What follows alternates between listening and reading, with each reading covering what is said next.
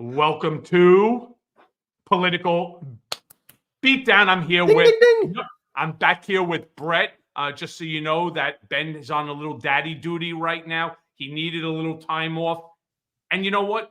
Because we're good people, we just decided that's the right thing to do. And so I'm happy to have Brett here. It gives me a chance. It gives me a chance not to be, what's the right word, Brett? Not to be too difficult on Ben, right? Something like that. Yeah, let's give that guy a break. I think the Midas Mighty understands Ben is a new dad, and sometimes he has to spend some time with his wife and new child, and so we're allowing him to do that. The Brigaders care as well, and we want Ben to bond with baby Jimenez. Look, I mean, I'm hearing some rumors that folks might be saying, like, you know what, Brett, like, new rising star on the network, like, is he going to totally replace Ben? Is this like? Yeah, I got to be honest. I'm not hearing the same thing. You keep talking. All right. I'm just kidding. But there's a lot of shit that's going on. Brigaders love the Brigaders love our bullshit. But at the end of the day, they're really here to get the truth, and that's really what Midas Touch Network, Political Beatdown, and all of the various different shows here. You're going to get nothing but the truth. From me, raw and unfiltered. From the Meiselas brothers, a lot nicer and more empathetic with love and compassion. Me, I don't give a fuck. It's the yin and the yang. It's the yin and the yang, Cohen. We got to balance each other out. But you know who is completely livid and is really going through some things today, Cohen, and who cannot tell the truth. Yeah, you said it. That's the yin and the yang that I'm talking about. Right. Because that's not necessarily something I would have said. But Von Schitzenpants, as Michael Cohen calls him, he's out in Michigan right now. And you guys aren't even, I was going to say you aren't going to believe this. You will absolutely believe this. Donald Trump is speaking in front of a half-empty arena in Saginaw, Michigan right now. And he's trying to tell the crowd, look how we filled this thing up. Look, we filled it to the brim. Look at the size. Look at the size. Wait. Zing, ding, ding, ding, ding. It's empty. Do we have the clip of the arena of Trump trying to gaslight his followers with the very tiny crowd being shown underneath? And who else can fill up? Only MAGA. But whoever fills big places like this at 3 o'clock in the afternoon? We're going to be meeting. We're going to think of it. Apparently not him. I got to be honest with you. It reminds me when my high school basketball was making it to the finals. That's what it kind of looked like. And I went to a school that literally had 44 kids in a grade. Yeah, there was for our audio listeners out there who listen to Political Beatdown on audio, it was a light crowd. I mean, I'm saying half empty, and this isn't like an optimist half empty, half full thing. I'm being optimistic by calling. No, seriously, can we just play that? Could Jeremy play that one more time? Who else can fill up? Only MAGA. But whoever fills big places like this at 3 o'clock in the afternoon? We're going to be meeting. We're going to think of it. Ooh. What do you think? What do you think the absolute number is on that? 1,000 people? I would say at max 1,500, like maximum, but probably more likely around 1,000 and possibly in the hundreds. Like, it's very few people there. And Donald Trump now, he's at this pivotal point in his election campaign. He's got a lot going on. Cohen, we got like a month till election day, like a little over that. But let's try to process that. This is insane. And so he's holding this event in Saginaw, Michigan. And of course, he's delivering a message to the Michiganders that they need to hear, right? That he's going to cut their overtime pay if he gets into office. This is his new thing. Watch this. I used to hate to pay overtime. When I was in the private sectors, they say, oh, I don't want over. I shouldn't tell you this. I'd go out and get other people and let them work regular time. It's terrible. I'd say, no, get me 10 other guys. I don't want to have time and a half. I don't want to have. But it'll be great. I mean, it'll be... how is that message? What is he even talking about? You see, that's the whole thing. If we went ahead, Brett, and we did not tell you what the conversation was about, wipe it out of your head completely, and then listen to what he's saying, you cannot tell me what the topic is. I mean, it's funny. Isn't it crazy? You see the hands move, you see the fingers start going, but you have no idea what he's talking about unless we go ahead and we tee it up for you so that you understand what it is that he's trying to discuss. And Cohen, this is why I love having you hosting this show, because you have unique insights into the mind of Donald Trump. I mean, I'm sorry that you do. That's probably not healthiest for your mental health to know so much, but I'm right there alongside. By the way, it's why I'm in shock therapy. There you have it. So, here's what I want to know. When I watch clips like that, and occasionally they'll show clips on the news of Donald Trump in 2015, 2016, to me, it looks like a shell of that person to me. Like, does he seem a lot more rambly and incoherent and just not making any sense these days? Like, in comparison to like when you knew him back then?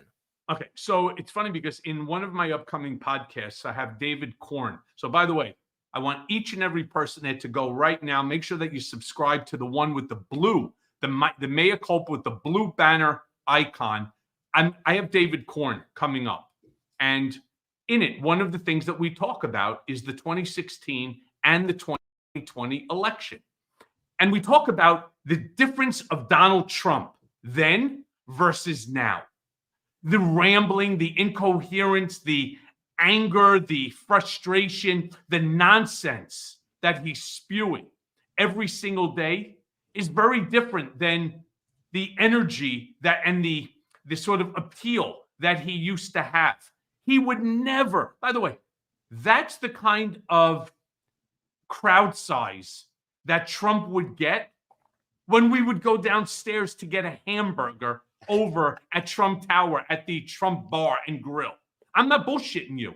It was one of the things that attracted me to him most. When we would go outside, sometimes we would have to walk over from Trump Tower to the GM building, which is one block. It's literally 57th to 50, from 57th to 59th, between 58th and 59th. When we would walk those 2 blocks, the number of people that would follow is equal to the size of that. People photographing, the cameras going off, the yelling for Donald, ... That's not what he has anymore. He stands outside, and you guys were great when you showed it, him coming out of Trump Tower and waving to people who aren't even there. He was waving to the street. I mean, this is not the Donald Trump that I remember. There's no enthusiasm. In fact, you guys show this again in an amazing clip that you guys produced. When you turned around and you showed people leaving, they're tired of the same old gripe, the same old whine, the same old grievance again and again and again. Heard that shit, been there, done it. Tell us about policy, not concepts of policy. Tell us about policy that you're going to be running on.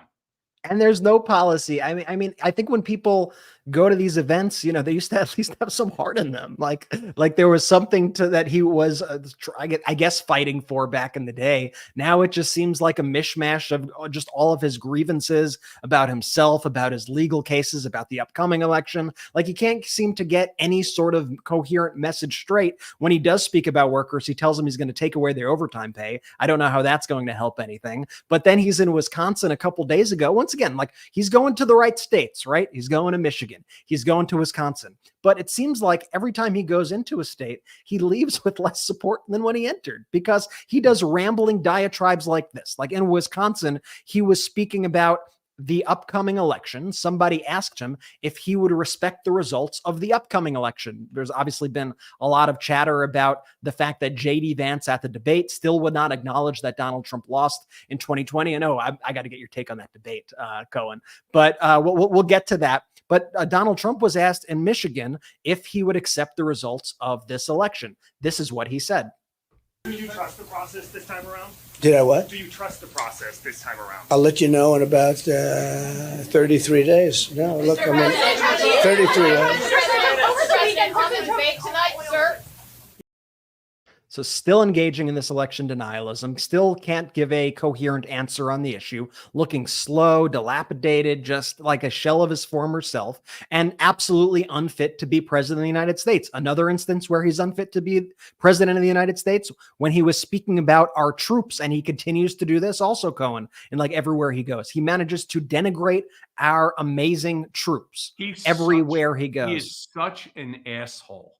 He's such an asshole. And, he thinks he's all powerful, right? Standing up there on the podium, pointing, right?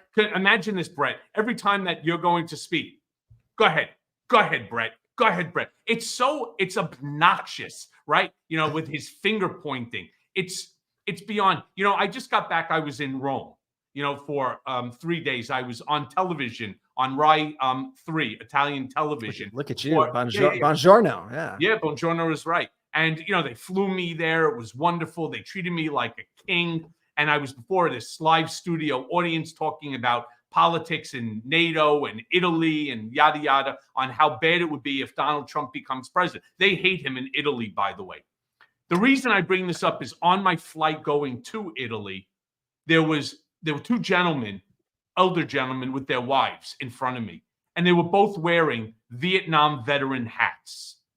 And of course, one of them came over to me and he said, "Are you Michael Cohen?" I said, "I am." So he goes, "Stand up, young man." And I did. I was very curious. And he goes, "I want to shake your hand." He goes, "I want to say thank you for standing up." I had tears in my eyes. I want to be honest with you. The nicest man, right, wearing that Vietnam veteran hat. And I said to him, no, you don't thank me. I thank you. Because the only reason that I have the ability to do what I'm doing today, the only reason that I have freedom and that my children have freedom, and God willing, one day my grandchildren and great-grandchildren, if I can live long enough to see that, it's because of you and the sacrifice that you went through. And I said, the gentleman that's sitting with you up there, with his wife, he's also a Vietnam veteran. They were friends. They became friends in the trench. Could you imagine this? And they remain friends to this day. And so he said to me, "How did you work for that asshole for so long?" I said, "Can I be honest with you? He wasn't this type of an asshole. From 2007 to 2017, and then even before that, when I wasn't working for him, but I was doing legal work for the company, he wasn't that kind of asshole. He was an asshole, but then again, so what, right? He's become the worst version of himself imaginable. So yeah, veterans hate Trump. Real veterans, not the fake bullshit ones that you see on social media that says, proud MAGA veteran. And so right. Most of them are bots. They're full of shit and so on. But go ahead, show this clip on his bullshit it infuriates me because, you ever think about what it must be like, Brett, to be there in war with people getting shot by snipers and explosive devices and, just being there in the middle of a field and you have no idea if you're making it home every second, just unbelievable. And that this man, Donald Von Schitzenpants, has the fucking gall to call them losers and suckers. And I can't. It just Captain Buck Private Bone Spur sitting there, and those that ended up with traumatic brain injuries and PTSD and shrapnel and all the rest. No, I'm not okay with any of it. And that's why he's losing veterans every single day. He's losing their support, and he deserves to lose their support. The bare minimum you should be doing as a president is supporting our troops. Like that's a given. And you shouldn't be downplaying serious injuries that happen to our troops. What are you doing? And here's what Donald Trump said during that same kind of phony press conference that he held. Here's what he said about our troops. Listen to this. Attacks from Iran, but also, do you believe that you should have been tougher on Iran after they had launched ballistic missiles in 2020 on U.S. forces in Iraq, leaving more than 100 U.S. soldiers injured? So, first of all, injured. What does injured mean? Injured means you mean because they had a headache, because the bombs never hit the fort. So just so you understand, there was nobody ever tougher in Iraq.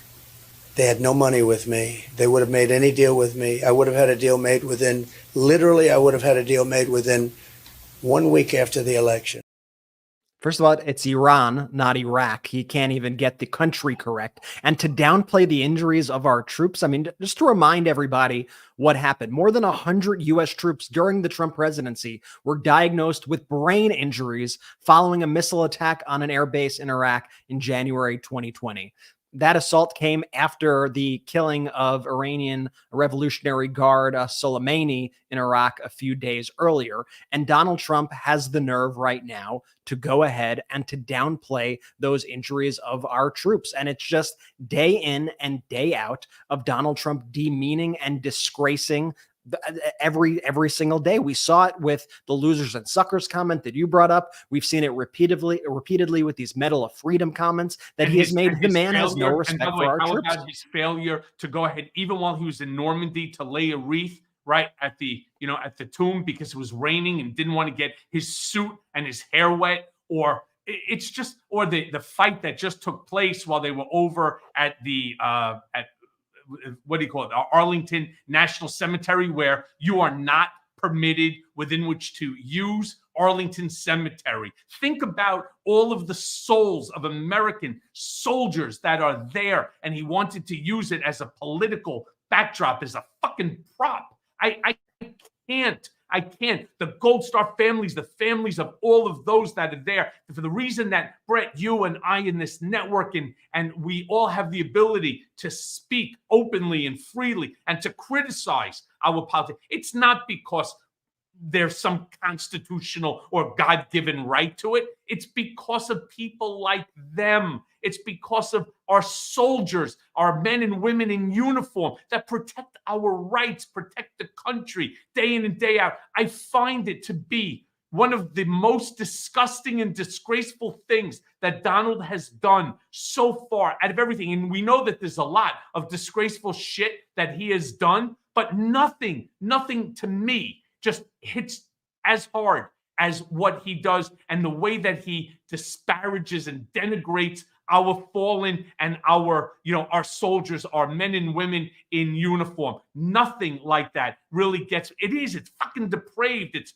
odious. It's hateful. It's disgusting in every single way. And you know what? The man does not he does not deserve to be called commander-in-chief, to sit there and to salute another soldier. My feeling is they should fucking rack him right across the side of the head and say, "We will salute you, sir, when you show us the fucking respect that we deserve."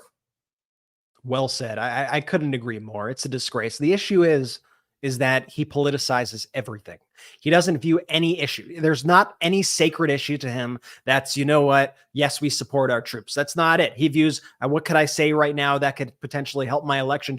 Or maybe if I downplay this attack that occurred during my presidency. And he does this about every issue, important issues also that are currently affecting our country. Like, let's talk about Hurricane Helene for a second. We're learning this is a bombshell report that came out this morning, but I'd say, it's a bombshell, but we kind of knew this already. But Helene isn't the first time Trump inserted politics into a natural disaster. That is the new report from this magazine that is released by Politico. And these former White House advisors are now speaking out, saying that Donald Trump actually refused to help situations, other natural disasters around the country, until he had them bring them an electoral map, and actually went through the electoral map in order to see how many voters he has in those districts. How many voters do I have in this city? And so it was like, there was one of these natural disasters that was affecting like Orange County, California, for example. And Donald Trump went through and he said, you know what? I'm not going to help those people. I'll help Iowa, but I'm not going to help Orange County, California, because I don't think they vote for me over there. And then his advisors, and they are actually coming out by name to confirm this. These aren't just anonymous sources. I know it myself to be true. Let's hear it. I got to hear this story from you, Cohen. Let's listen. When there were hurricanes and so on, he's like, I don't care. They're not my people. That's how he used to respond. They're not my people. I don't care.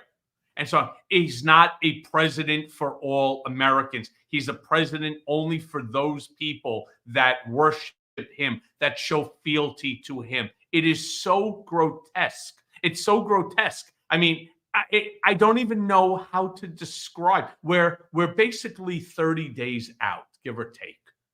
We're 32 days out from an election. It's an election that will change the course of America's history.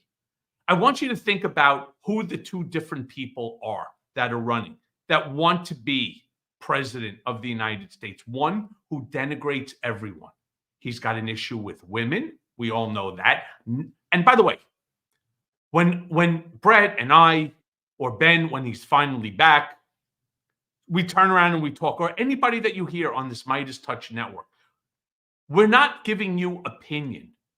We're stating facts. All right. Opinion is, to me, worthless. Facts. What's the fact? The fact is that Donald Trump has denigrated women. He doesn't believe that women have the right to decide their own reproductive decisions. They're not capable. They're not qualified. You know that he's got an issue with women. Listen to all the things that he says about people like Kamala Harris. Turns on constantly attacking her intelligence. He attacks Fani Willis. By the way, the black community, he goes after them also, as we all know, including Alvin Bragg and everybody else. He goes after everybody. Veterans. He has no respect for our veterans. He believes Vladimir Putin over our law enforcement agencies. Let me be clear about this too. The United States has the greatest intelligence community in the world. Let me say that again, those three words, in the world. The whole world relies upon America's intelligence because we are the best at it. He believes Vladimir Putin. Why? Because quite frankly, he said it very strongly. He strongly denied it. Wow. By the way, your command, you fucking asshole, is like that of a 2-year-old. All right. Yeah, I'm going to let it rip because I've had enough. The lies, the continuation. The fucking guy can't even acknowledge that he lost the election. And neither can Shady Vance. And why? Because Donald Trump will never acknowledge losing. And that's why we must make sure that this election is bigger than ever. We must make sure that we all do our part and make sure that everybody is there to vote so that there is a massive blue wave that just floods out the entire Republican Party. Get rid of these animals once and for all. It's enough. It's enough. The whole world is concerned. And you know what? We need to be concerned. I think the theme of this episode, as I'm thinking about it in real time while we're live here, are disqualifying acts or just being just disqualifying in general. And all of these things that we're going to be speaking about today with Donald Trump and JD Vance show why they don't even meet the minimum threshold to, quite frankly, hold any office. I don't care if it's dog catcher, local councilman, or president of the United States or vice president. They're not qualified for any of these. They fail to meet even the minimum requirements. And these aren't just differences of opinion, like you're saying, Cohen. These never used to be Republican or Democratic issues of, do we support our troops and, the like. These are things that we agreed upon. And then within that framework of reality, within that framework, we decided, how do we best do X, Y, and Z? And that's where our debates were. Today, that's not where our debates are. Today, our debates are, there's a madman running around lying about everything, and we're just trying to tell the truth and do whatever we can. And it just become this battle of gaslighting and reality. And that's why you see Kamala Harris going out there. She's coming out today with Liz Cheney. They're going to be campaigning today. I mean, could you ever have imagined that? A couple of years ago, Kamala Harris campaigning with Liz Cheney in Wisconsin, in the town that is the birthplace of the Republican Party. I mean, that makes a Dick Cheney. I mean, look at this. Look at this. It's in Ripon, Wisconsin. It's the birthplace of the Republican Party. And Vice President Kamala Harris is going to be there as she's campaigning there. And these are areas, she's going into areas that Democrats typically don't campaign in. She's reaching out to moderates and Republicans and people of all kinds. Donald Trump continues to kind of shrink his worldview. And by the way, Kamala Harris has been out there every step of the way. Joe Biden has been out there with the FEMA deliveries, with everything that's going on. And all the governors are talking about it too. Like every governor, whether they're Democratic or Republican, they are all praising the efforts. You could see it here. By the way, Henry, did you hear about the time when Donald was on television? He was on, I think it was News Nation or something like that, talking about how Joe Biden won't help, for example, what was it, Florida or Michigan or Ohio, whatever. He wouldn't help that state because they're not voting for him. Brett, you nailed it. You nailed it on the head when you said before, and I was acknowledging and telling you the story. They won't vote for him, and so he will not, and he would not when he was president help. He's now deflecting. He's deflecting. It's classic Trump projection. It's classic. It's deflection, then projection. It's quite frankly, it's not me, it's Joe Biden. This Biden-Harris administration, quite frankly, just refuses to do what they need to do. They don't care because it's a red state. And so, no, it's projection. He did that when he was president. He thinks everyone is as corrupt and mentally fucked up as him. Not true. And that's what we have to constantly call out. By the way, he's also gaslighting people. His comments at these rallies are getting more and more vicious. He's literally calling out fighting words to his MAGA supporters. Oh, absolutely. It's classic Trump. He's trying to project strength through somebody else, whereby he's telling them, you need to get out there and you need to fight for it. I think there was even a fight like at his in Michigan, right? At his Saginaw rally. Do we have that video of the fight that occurred outside of the rally? I mean, this just shows you what's going on at these events. I mean, it's sad.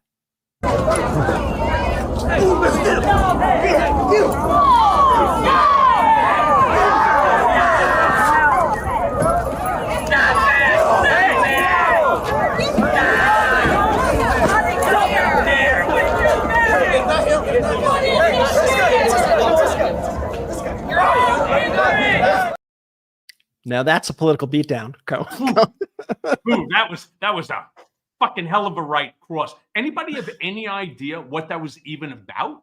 I'm not sure what it was about, but I hear those were the vendors. So that pop up around all of these various Trump events. They're people selling stuff because the grift is central to the Donald Trump campaign. And a lot of the folks who support him actually support him because they go there and they sell MAGA merch and they sell things that say offensive things about Kamala Harris and whatnot. So I think that was two vendors fighting each other, maybe for territory. I don't know. But that was the grift fight that was happening outside of the event in Michigan. And like you said, you have these. I don't know. You know, when I see it, obviously there was it was a black guy who was punching that white guy and something. For all you know, the white guy, because this is what Donald Trump does, he emboldens racism and for sure. and for all you know, that he probably said something. It could be something racist, right? Where they were protesters. And, this MAGA moron who thinks he's tough, right? Because they all think they're tough when they're running in a larger group, got the shit smacked out of him, probably said something racist. I don't know, because that's why I'm saying, but that's my guess. And again, I think this is just a guess. I would say that's probably a good guess. It's an educated guess. I'm going to say it's quite as they say. But like, imagine as these storms are going around Cohen, as the federal government is actually giving relief to people. By the way, we spoke the other day. We had the FEMA spokesperson on the network and gave the facts about what they were doing. And the efforts are extensive. And like we were shown before, all the Republican governors are saying that the federal government's doing a fantastic job.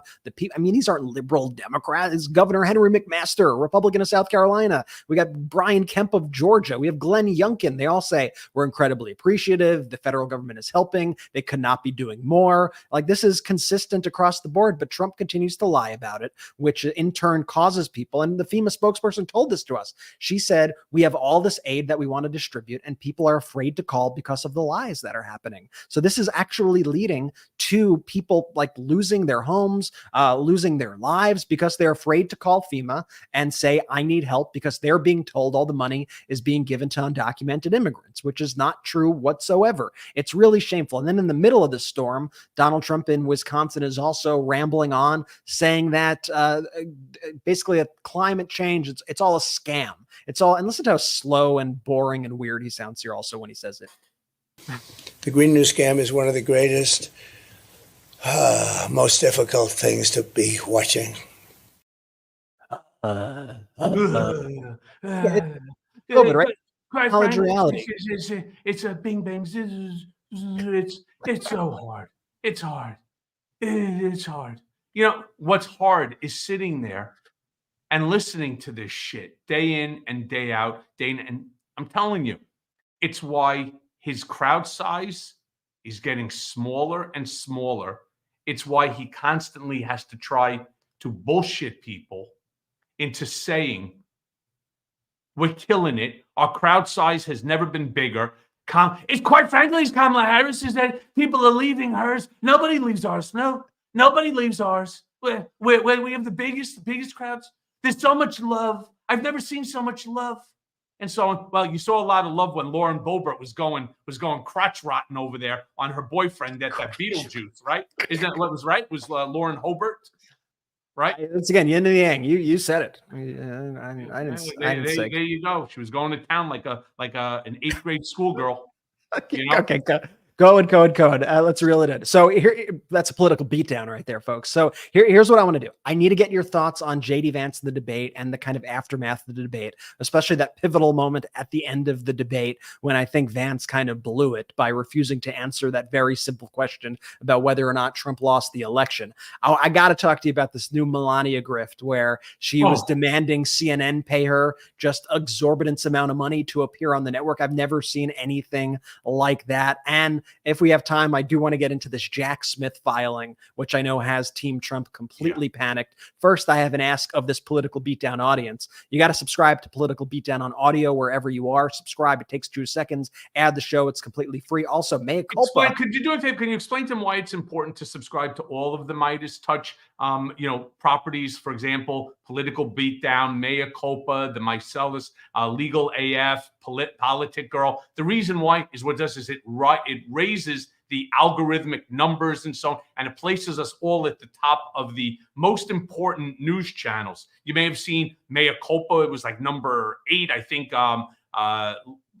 Meiselas Brothers was number 2, right? It should have been the other way around, but who knows? Who cares? As long as we're both top 10, that's all that counts. So please subscribe to all of them, and listen to them, because like this show, they're informative, they're raw, unfiltered. At least mine is, and they're important.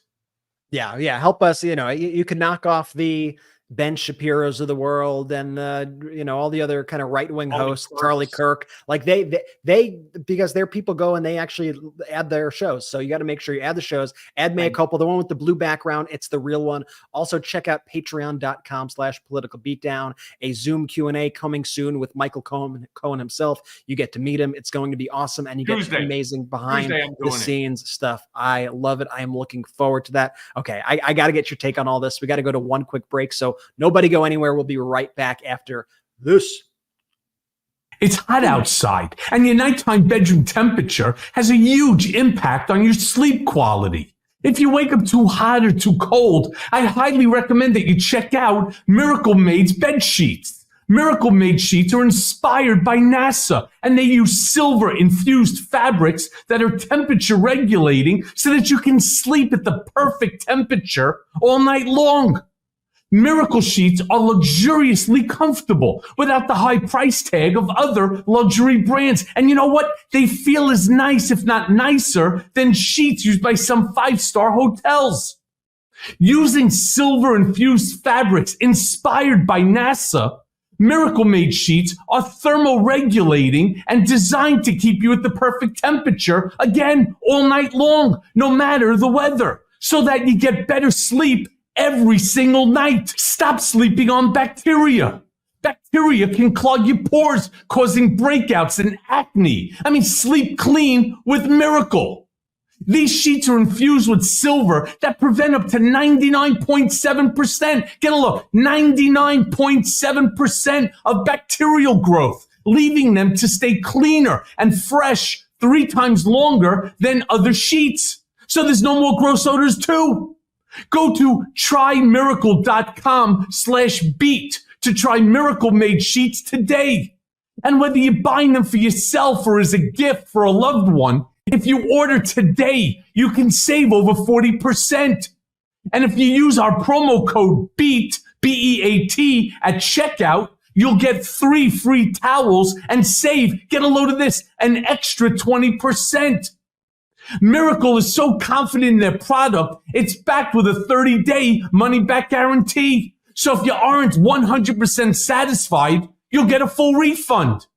Now upgrade your sleep with Miracle Made and go to trymiracle.com/beat and use the code BEAT to claim your free 3-piece towel set and save over 40%.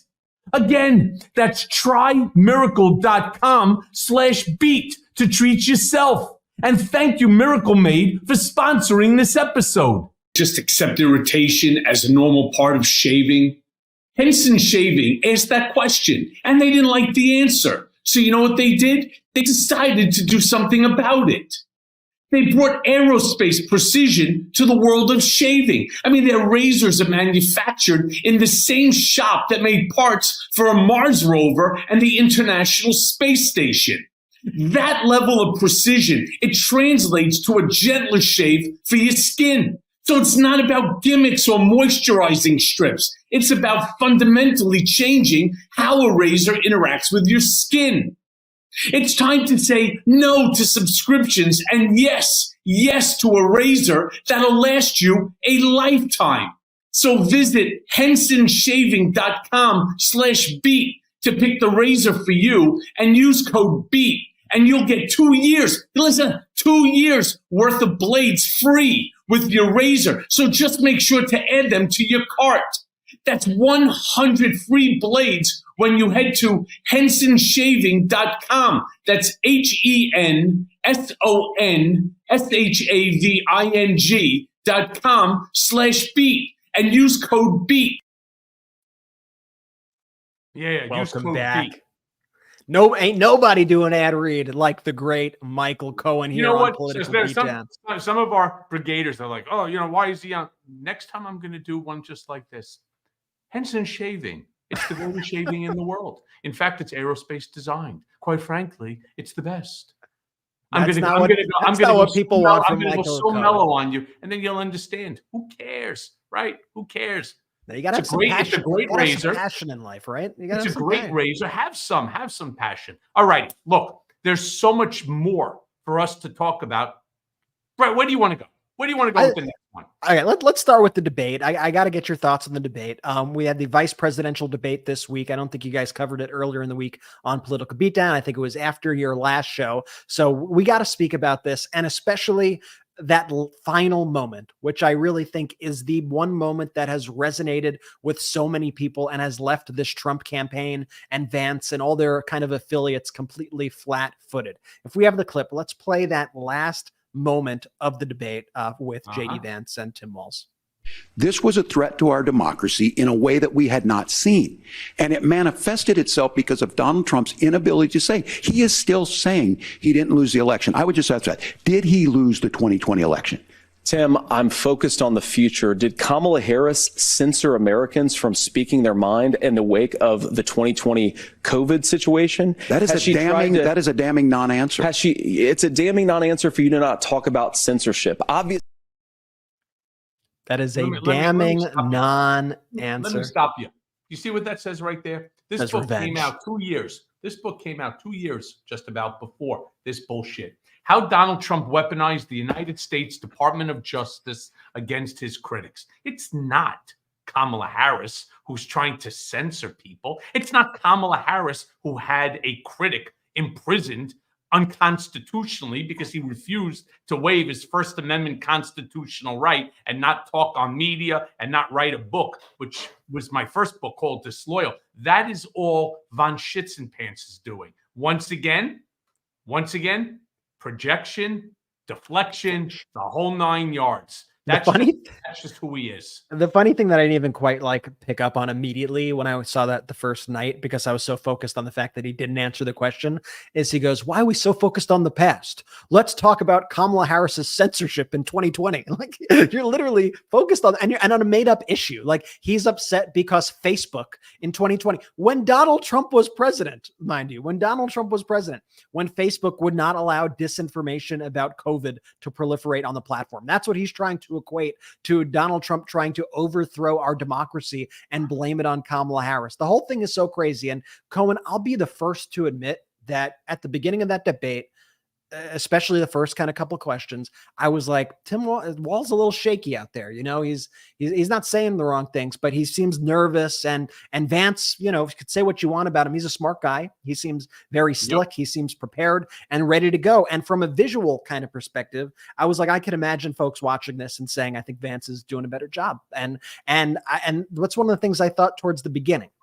Then that gradually shifted in my mind. And one of the kind of defining moments was when the issue of abortion came up. I think Vance did horrible on that issue of abortion. He tried to lie through his teeth about it, and Walz did a fantastic job. And then there was that question that we just saw that was monumental. And I think that kind of sealed it for me, that was kind of the most memorable thing. And now as I think back to the debate. Wait, hold on. Wait 1 sec. For me, and what I think was the most memorable moment in this debate was when Walz just turned around and he's like, wait, hold on. Can you at least acknowledge that Donald Trump lost the election? The big lie that's promoted. And he refused to do that too. And he could not do it. I think that was the breakout moment. That, and of course, the whole issue on the abortion. But everybody knows that Donald Trump caused an insurrection. Even his MAGA morons, you know who I'm talking about, the guys with the 3 teeth, the 4 brain cells. Everybody knows that Trump lost the election. And the more that he keeps talking about it, the more that he keeps hurting himself. That to me, whoever it was that prepared Walz on that was one of those questions that it's kind of like, they used to say, Trump used to always say this. It's like, it's one of those questions you can't answer. There's no right answer to it. Like, do you beat your wife on Monday or Tuesday? Like, I don't beat my wife at all. I never ever raised my hand. No, that's not the question. Is it Monday or Tuesday? Right? That was the kind of beating that Walz gave to Shady Vance with that question, because there was no way for him to answer it. If he goes ahead and tells the truth that Trump lost the election, Trump would rip his head off. And if he doesn't answer it like he tried to do, why are we talking about the past? Here's something that all our brigaders will remember. Have you ever heard of the adage, you can't understand the future unless you understand your past? That's why you need to know whether or not Trump was lying about the big lie or not. And it's obviously still relevant. And if we have time, we'll get into the Jack Smith filing. It shows you why it's still relevant. It's very much an ongoing issue. And J.D. Vance, as the vice presidential nominee, if you become vice president, one of your really only responsibilities is to oversee the certification of the election, like tie-breaking votes, step in if something happens to the president. You really don't have that many jobs as a vice president. And the one is that. And so with that, disqualified, completely disqualified. The Kamala Harris campaign had this brilliant meme. I'm not sure if you saw it. They said, always ask employers why the position is open. And they have a photo of Vance and Mike Pence, which is definitely an astute observation, I will say. And I'm happy that at this debate, it was something that Walz brought up as well. But as I was saying, the memorable moments are the moments where Walz did great and where Vance did horrible. Like, this to me was also the other kind of very memorable moment that folks are talking about. It was when they were speaking, when Vance was continuing to lie about the Haitian migrant community, and the moderators did the lightest of fact checks because these people were being defamed on their network. I bet they didn't want them to be defamed. And Vance was like, the rules said you guys weren't going to fact check. Wah. It's like really embarrassing stuff. Do we have this? Thank you, Governor. And just to clarify for our viewers, Springfield, Ohio does have a large number of Haitian migrants who have legal status, temporary protected status. Well, Margaret, but thank you, Senator. We have so much to get to. Margaret, I think it's important because we're going to turn out of the economy. Thank Margaret, you. The rules were that you guys weren't going to fact check. Wow, what a leader, Cohen. The rules were you weren't going to fact check, right? Right, right. Could you imagine this? Meanwhile, the greatest is in the spin room. Don Jr. Ends up speaking to Caitlin Collins. And let me tell you that Caitlin fucking rocked. I happen to like Caitlin, and I think she's very good. one of the better there on CNN, to be honest with you. But Don Jr. starts talking about fake fact check. Now, that doesn't make any sense. A fact check is in order to ensure that the information that's being said is accurate and to call out the lie. So how do you have a fake fact check? Is that where somebody says something, you fact check it, you determine that that information is not true, but they give you the right answer, but you want to claim that right answer is the wrong answer, and so therefore it becomes a fake fact check, very similar to what Kellyanne Conway had called alternate facts? What the hell are they talking about? And we learned earlier this week that Donald Trump pulled out of his 60 Minutes interview, which is a tradition going back more than a half a century. And when the story came out, what happened was Stephen Chung, his spokesperson, said fake news. Actually, we didn't agree to it because we didn't want to be fact checked. They've never fact checked before. It's like, have y'all ever sat down with a reporter? Because like that's the whole thing of sitting down with a reporter. And that's why Trump only is sitting down with people like Hannity and Jesse Waters. And like he tries to pretend like, look, he's talking to the press. Not really. Like if you look at the people he speaks to, these are like campaign ads. They're not him talking to the press. You know, Governor Walz and the Kamala Harris campaign have really jumped on that moment, I think, in a big way after the debate. And Walz was speaking about what we're saying on the show, that this was an utterly disqualifying moment from Vance. Let's check this out. It felt, especially in that moment to me, that Senator Vance was speaking to an audience of one. Now look, there is a reason Mike Pence was not on that stage with me. And let me just say this. I served with Mike Pence in Congress. We disagreed on most issues, but in Congress and as a vice president, I never criticized Mike Pence's ethics and commitment to this country, and he made the decision for the Constitution. Mike Pence did his duty. He honored his oath, and he chose the Constitution over Donald Trump.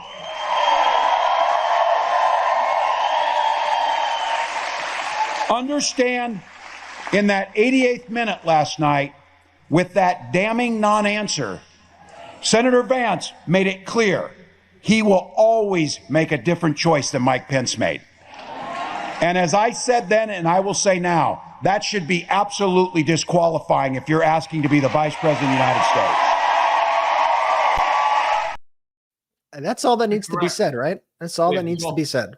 Hey, can we go back to Caitlin Collins for a second? Because, you know, she not only did she beat down, she gave a political beatdown to Don Jr. like I haven't seen in a long time, but she also took down Congressmember Tom Emmer. That was spectacular. I mean, she refused to allow him to sit there on their network on her show and just plain flat out fucking lie to the American people. And she called him out, and he didn't like it one freaking bit. You see, they all believe that they can just sit there and they can say, so regardless of where you are right now, if I told you that it's pitch black outside here in New York, it's 5:30 in the afternoon, and I can tell you it's still sunny out. They want you to believe that it's pitch black outside. They want to turn around and tell you that there's, God knows what, meteorites falling all over the planet simply because they say it. That's what Tom Emmer was actually doing here. They want to lie to the American people regardless. You'll get that on OAN. You'll get that on Newsmax. You'll get that on Fox with certain people, but you're not getting it here on Midas Touch Network. You're not getting it on CNN with Caitlin Collins. Okay, do we have something to show them on that, Brett? Because that was fucking classic.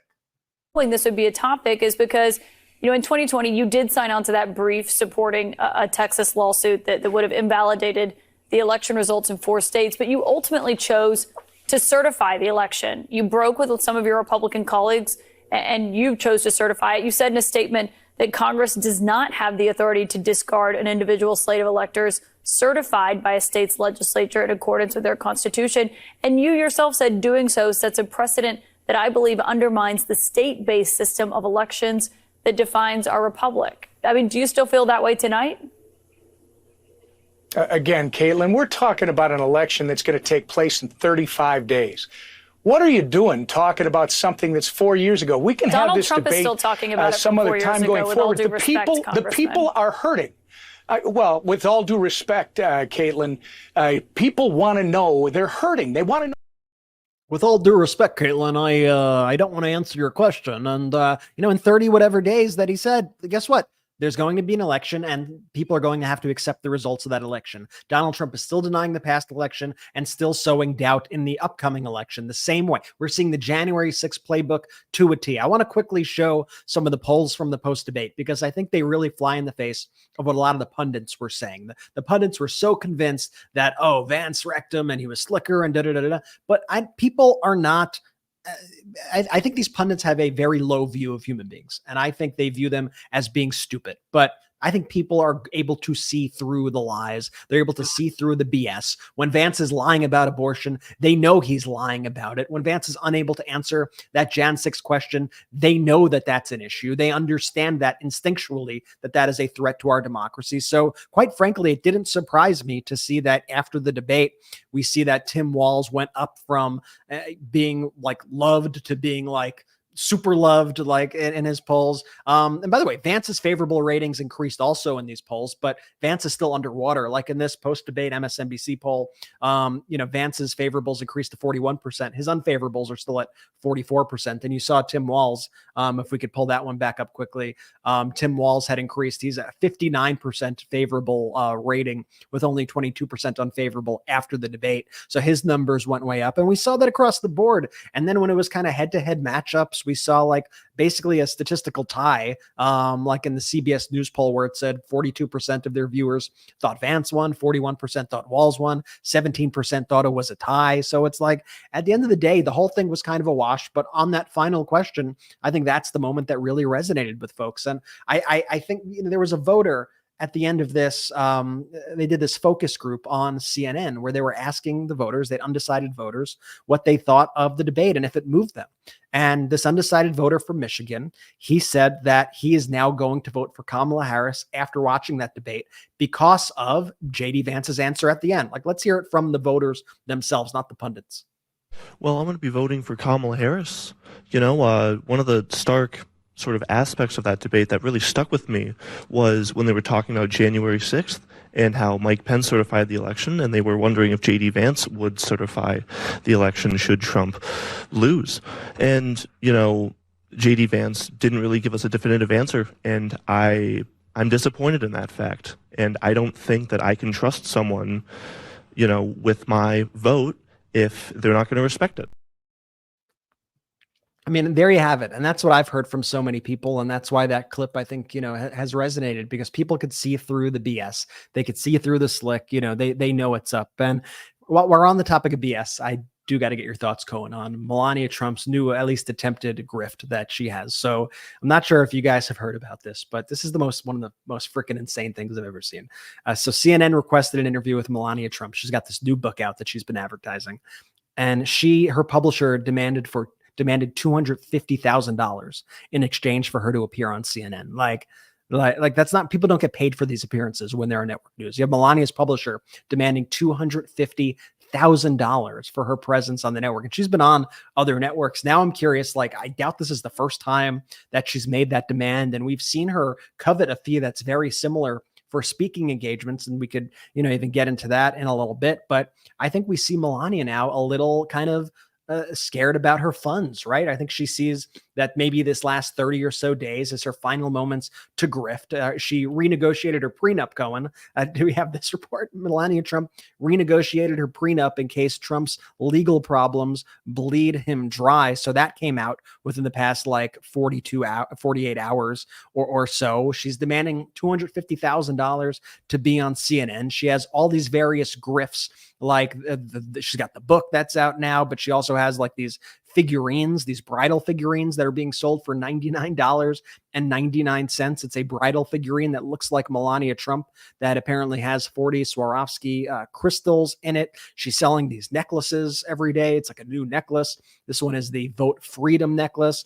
And we know that recently she was also, let me pull this up. She was speaking in front of a log cabin Republicans group, and she was apparently paid $250,000 to speak in front of that group. I think we played these clips. We don't need to replay them again, but these weren't like brilliant speeches. And it was at Mar-a-Lago. I guess she had to travel because she doesn't actually like live at Mar-a-Lago, which is a whole other thing we could get into. But she got $250,000 from this event from the Log Cabin Republicans, which, by the way, the Log Cabin Republicans say they have no idea where the money even came from, which is sketchy. And they say they didn't even pay her. So this money's being funneled. And that wasn't even the first time. Like in December 2022, I think she was paid like 3 times, like $250,000 here, $300,000 here, $250K here. So this is an individual, along with her family, who are making just tons and tons and tons of money. Cohen, what are your thoughts on this Melania grift? Yeah, look, the Melania grift has gone on way longer than even just the campaign, when she was hawking her Melania jewelry, when she was hawking her face cream that's made with caviar. I mean, this grift has been going on for a very, very long time. I like the idea that she's selling some worthless tin necklace, right? Which the last jewelry that she did, unfortunately, the gold was rubbing off and people were getting infections and they were, their hands and stuff were turning green as a direct result of the stuff coming off. The manufacturer was having problems with the die casting on it or what have you. I mean, the whole thing was just plain shit. But for $600, you're basically getting 3 cents worth of material. So what's wrong with that picture? Well, I tell you what's really wrong with that picture is what's wrong with the picture is, on one hand, they're telling you people can't afford milk and eggs and bread for their kids, but you can afford a fucking trinket that's going to make your neck turn green. Or a $100,000 watch. Right, or a $100,000 And look at this contrast, Cohen. This was her comments on Fox the other day. Once again, did she get paid $250,000 for this appearance? I don't know. This is a quote from Melania Trump. "The country is suffering. People are not able to buy usual necessities." Cohen, the same day as those words were coming out of her mouth, Donald Trump was hawking a watch for $100,000 on his account. I mean, give me a break. And the American people, thank God, there is stupid people, but the American people are not stupid. MAGA may be stupid, but the American people aren't. Families, they can't afford electricity. They can't afford, the high price of bacon and milk and eggs. Nobody can afford eggs. Eggs come from chickens, by the way. You got to know, quack, quack, there's a chicken, and you can't afford those eggs. But you can afford this $100,000, right? And what I love the most is he tells you that there's like 280 grams worth of gold into it. And, I was meaning to do this and I forgot to do it, but I'm curious, for example, how many gold watches. I was going to go find out, like, for example, a Rolex gold watch, which you could buy for $40,000, less than half the price of a Trump watch, right? Which, of course, as you know, like a car, the second you take it off the lot, you lose like 50% of the value. You buy that Trump watch, the second that thing shows up to your house, you've now lost about 95% of the value of that watch because it's got 280 grams, which I think. I'll say, Cohen, if it shows up, because it's a concept of a watch. And if you go to the frequently asked questions of the website, guess what? It says those images of the watch, they're just animations. And actually, there's no watch that actually currently exists. And if you want to refund, too bad. They don't give refunds. When are they going to ship? Nobody knows. Whenever they create them. So congrats, you just spent $100,000, or maybe, just maybe, just theorizing, perhaps it's just the money laundering operation. He has on his sneakers and all of the other stuff. You may not get the sneakers, but you can't get your money back and so on. My point is, he's very fast to tell you there's 280 grams worth of gold. And I haven't done the calculation onto it, but I have a funny feeling that's like less than a third of the gold content in, for example, a gold Rolex. So you're buying basically something that's gold outer lay, probably over some form of brass or maybe some iron ore for the watch to give it the weight. I have no idea who manufactures the movement. You know, watches are only expensive because of the movement. This is really fucked up, to be very honest with you. You know, I don't know. It's like 10 ounces. And yeah, he calls it Swiss made, but experts say that people are able to get around these framings and that it could very well just be that it looks like it's a Chinese made watch from their expertise and that Melania's in. Yeah, Melania's in on the whole grift as much as she can get out of this thing because, you know, look, you know, imagine also they're spending, what was it, something like $200,000 a year on just her hair and makeup and so on. Yes, because it's very important that she had to be there at the RNC, you know, for her big appearance so that she can walk in. Right. You know, you know, it is what it is. It's like so in addition to making all that money, her stylist is being paid $18,000 a month from the PAC account. Now, she thinks she's Queen of England. I want to wrap this up quickly by speaking about this Jack Smith release. This Jack Smith did this massive filing in the January 6th case, the election interference case. And I think it really is a good summation of kind of everything we spoke about, because it speaks about how disqualifying it is for Donald Trump to be running for office, given everything that he has done. And it speaks about the scams that he has perpetrated on the American people. And so this unsealed filing has a lot of kind of bombshell revelations. Michael Popak did a full breakdown on Legal AF, and we have a full breakdown of the moments at MeidasPlus.com if you check it out. I recommend you check it out, but I'll highlight just kind of a few of them that we have here. And like this, there was this effort to foment chaos at Detroit's TCF Center. This was the kind of stuff they were doing. And like one of the most bombshell kind of revelations that came from this filing is that one of Trump's campaign operatives, this was an actual quote from them in the wake of the 2020 election.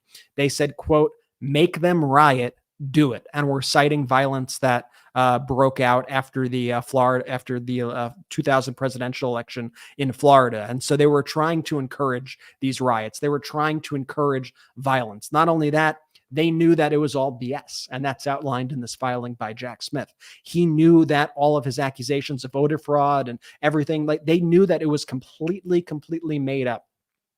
And they have also like a testimony with like Brian Kemp and Doug Ducey, you know, Republican governors, Arizona Speaker Rusty Bowers, where, you know, those people said that Trump told them, "I have the evidence. I'm going to give you the evidence." And they were like, "Well, I'd love to see that evidence there, Donald." Day goes by, weeks go by, months go by, no evidence, nothing happened because he never had any sort of evidence. And then Donald Trump's just total kind of glorification of violence, and the fact that he even held his first rally, like his first official campaign rally in Waco, Texas, on the 30th anniversary of the Waco siege, and opened it up by saluting the January 6th prisoners, the most violent among them, who were in the DC jail, while footage of the January 6th insurrection played behind them. This was included in Jack Smith's filing. And we here at the Midas Touch Network back then were like, why is nobody making a massive deal out of this? This is, and when the press did, they would like sugarcoat it and be like, Trump is so defiant out there in Waco, and he's really showing it. It's like, he's not being defiant. What are you, defiant? Like, can we actually use rhetoric that aligns with the moment that we're in? So I thought we could just kind of sum up kind of Trump's scams, how utterly disqualified he is, and so forth by speaking about this filing. And like I said, you get more info on like Legal AF and our other shows, but we had to talk about it because it is so damning. Obviously, Trump is freaking out on social media about it. He's losing his mind. He said it's election interference. And by the way, this was delayed to now even because of Donald Trump's delays. This could have come out months ago, but it's coming out now because of Donald Trump. But it should have. And unfortunately, the American people aren't going to get a trial before the election on here. No, but at least we're getting this mini. But there's still 180 some odd pages worth of information that if people want to read it, that information is as damning as if there was a trial. You start reading some of these things, these allegations, these actions by the various different Trump operatives and so on, and you could vomit from it. And you say to yourself, I can't believe that this is happening right here in the United States of America. You know, as we wind this thing down, we wind our episode and our segment down, obviously, the two-finger salute has to go to the to Donald. I hate giving Donald the two-finger salute so often, but he fucking deserves it. And he deserves it just seriously based upon those two incredible gentlemen that I got a chance to meet and to shake the hands of, those Vietnam veterans, and the disrespect. It brings up that whole emotion again of what I saw over at Arlington and on his refusal at Normandy and all of that. And I have such a disdain, for Donald when it comes to this buck private bone spur. So Donald, seriously, you didn't have the guts to do what you needed to do. You used daddy's connections to get out of it with your fake bone spur.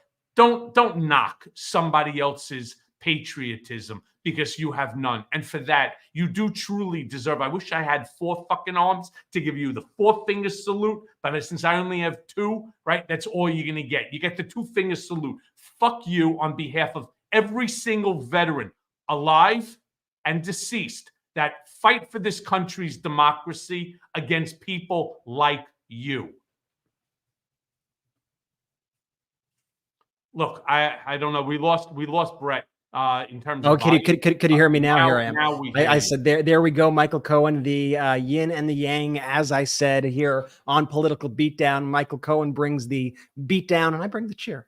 But it's all we're all cheerful warriors for our democracy, though. I will say so. Michael, thank you for allowing me once again to step in as co-host here on Political Beatdown. I will send all of your love to Ben as always. I know he does watch these episodes, by the way, just to make sure everything's going okay, and he sees all your comments, so you can give him a shout out in the comments as well. Remember to subscribe to Mea Culpa podcast. It's the blue version, not the other version. It's the blue. This is the only real version, so you're not going to even be getting any content if you do the other one. So the blue version right here, Mea Culpa, go subscribe to Political Beatdown on audio podcasts.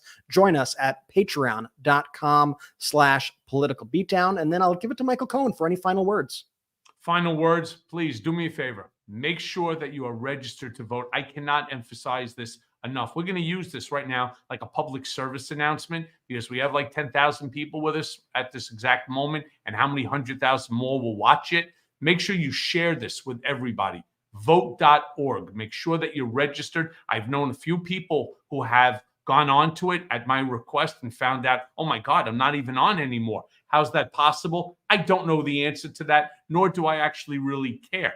Go ahead. It takes 3 seconds to put yourself back onto the roll. And that way, next month, you'll be able to vote. All right. That's the single most important thing. And make sure everybody that you know is registered to vote, and make sure that you take somebody with you so that we can have this blue, not just a wave, a tidal wave that just finally, once and for all, gets rid of all of this MAGA horse shit once and for all. And with that, we're signing out on Political Beatdown.